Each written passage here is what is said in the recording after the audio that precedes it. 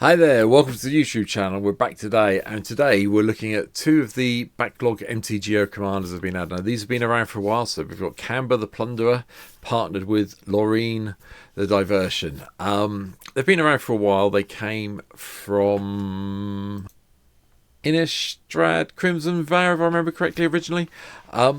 And they were both there, but for some reason, well, there's lots of reasons. I'm sure if you're an MtGO regular for Commander, you'll know the reasons behind why Daybreak can't always program the cards in, so I'm not going to go through it. But hey, the last update we got for the treasure chests, both of these two appeared, and yeah.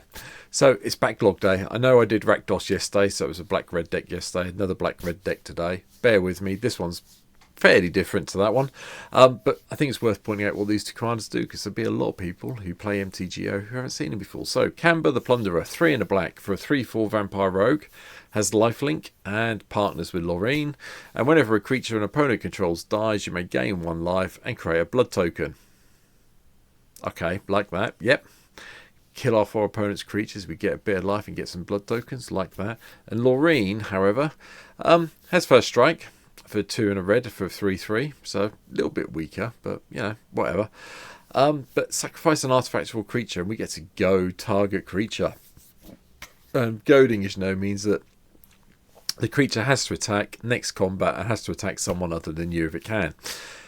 Yeah, okay then. These are a really interesting partner pair that came from Crimson Vow. And I'm very pleased they're here now. So I really did have to think about what I was going to do with this, and this is what today's deck looks like. So, mana base, black and red lands, pretty much the same as yesterday's. I'm not going to argue about it. The only real difference is I've played a few less mountains and a few more swamps compared to yesterday. And there's a few specific vampire type lands in it, like the Voldarian Estate needed to be in here to give us some more blood tokens. That's one of them. I think it's the only real change from yesterday, to be perfectly honest.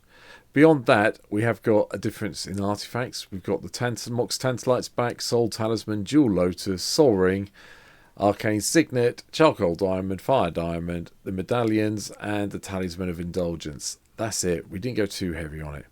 But what I did do is try and think about both the abilities of the cards. So creatures, opponents' creatures dying, and goading creatures as well. So we've got some interesting choices today, and I hope you can bear with me on this one. Obviously, there's also a vampire sub-theme, because, you know, they are vampires at the end of the day. Well, apart from the diversion, but, you know, Kamber is. Anyway, right, so, first bit of removal, cut down. Yep, that deals with the creature. That's cool.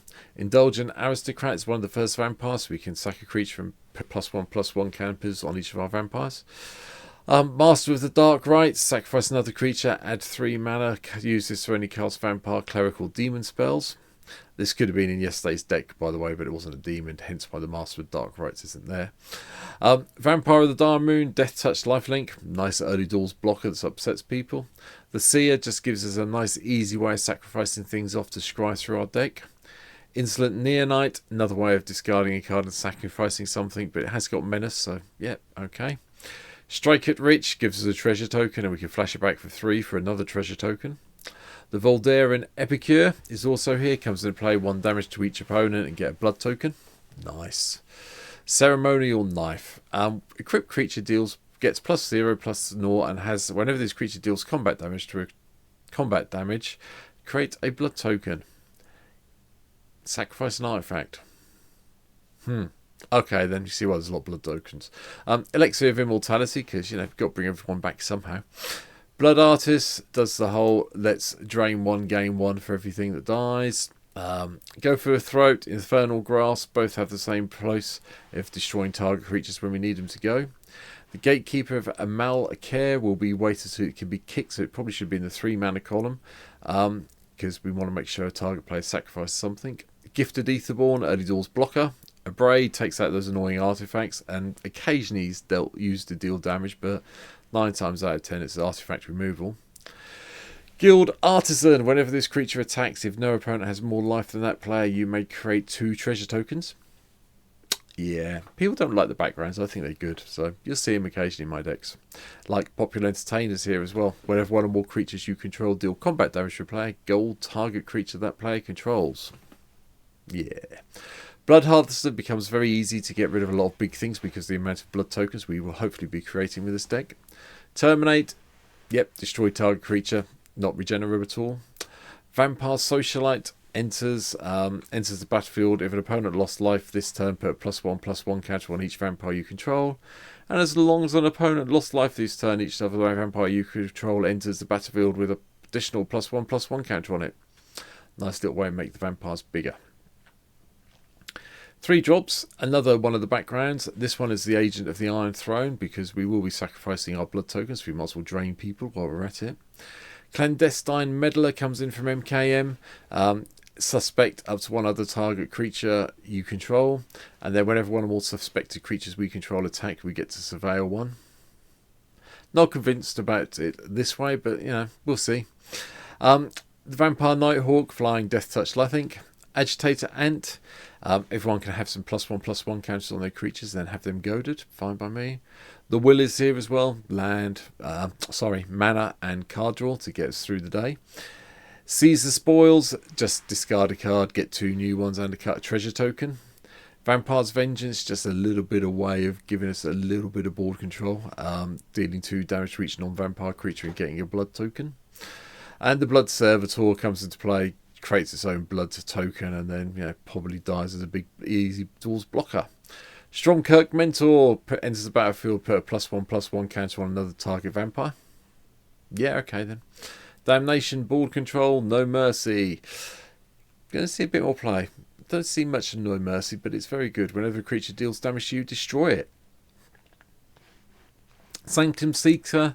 Whenever a vampire you control attacks, each opponent loses 1 and you gain 1. And it's each vampire, not just 1 or more vampires each turn. So every vampire attacking will do this. So it can be quite a big swing if need be.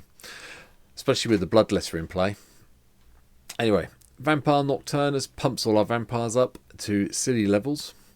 So as long as the top card of our library is as long as the top card of your library is black, the Vampire Nocturnus and other vampires you control get +2/+1 and have flying. Yeah, okay then. Big score, card draw, treasure creation, disrupt the score and goad everything, which is quite good fun. It's like sitting there watching a mass brawl break out while you're drinking your goblet of blood if you're a vampire. Unexpected Windfall, card draw treasures. Blood Hall Priest just comes into battlefield or attacks. If you have no cards in hand, you get to shock something. Immerston Predator becomes tapped, exile up to 1 target creature card from a graveyard and put a +1/+1 on it. And you sack another creature to make it indestructible and tap it itself. Yeah, okay. And Olivia Volderen, flying, deals 1 damage to another target creature. That creature becomes a vampire. Put a +1/+1 counter on Olivia, and then 5 mana gain control of a vampire. Revelant Riches is just our backup win condition for when our creatures die. Well, when we kill off opponents' creatures anyway. And Anowin, the Rune Sage. You have got nothing in this deck apart from the Blood Servitor that is not a vampire. Therefore, you will not be sacrificing, but each player will be sacrificing a creature. So, yay, go us. Especially with Revelant Riches in play. Markov Enforcer comes into play. Another vampire. It fights up to 1 target creature an opponent controls, and whenever a creature dealt damage by the Markov Enforcer dies, create a blood token. Olivia's Attendants also come in. They deal, whenever it deals damage, they create that many blood tokens, and you can ping things for 3 mana. And Zagraz, Thief of Heartbeats from Forgotten Realms. No, Zendikar Rising apparently. 1 less for each creature in your party. So cleric, warrior,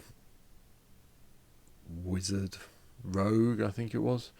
Not sure, but yeah, we'll work it out. Flying, Death Touch and Haste. Other creatures you control have Death Touch, which is nice. And whenever a creature deals combat damage to a Planeswalker, destroy the Planeswalker. Nice way of taking out things if you're up against a Super Friends deck. Blood Money blows the board up and gives you a whole load of treasure tokens. Catalyst, the Blood Chief you get. This gives you another way of destroying a target creature if you need it to be dead. And then you get a Vampire token. Its power is equal to that creature's power, and its toughness is equal to that creature's toughness. So, you know, yay, turn them into sort of vampires. Brass's Bounty, long game card to make sure you get all the treasures you need. Rise of the Dark Realms returns everything from all graveyards to the battle under our control, and Blasphemous Act controls the board for us. And that is really it. As I said, it's not, these cards have been around for a while now, so most people maybe have their own versions of them, of what they want to do and how they want to play the deck. I went down the vampire route because I think it's good fun and does kind of link in what you're trying to do. If you like the blood tokens, they make sense to me. There probably are different versions out there. There probably are slightly more tuned versions, but I'm just pleased that Daybreak Game have actually got started to do some of the backlog stuff. So yay for them. But for now, that's it for me today. I hope you've enjoyed this quick video. I'll be back tomorrow with another MKM Commander to finish the week off, so hopefully I will see you then. But for now, take care, hit the subscribe button here, come and watch me play them on Twitch in the description down below, and yeah, I'll hopefully see you on Twitch and talk to you on Twitch soon, or you'll be back tomorrow to watch tomorrow's video. So thanks for watching for now. I'll see you soon. Bye.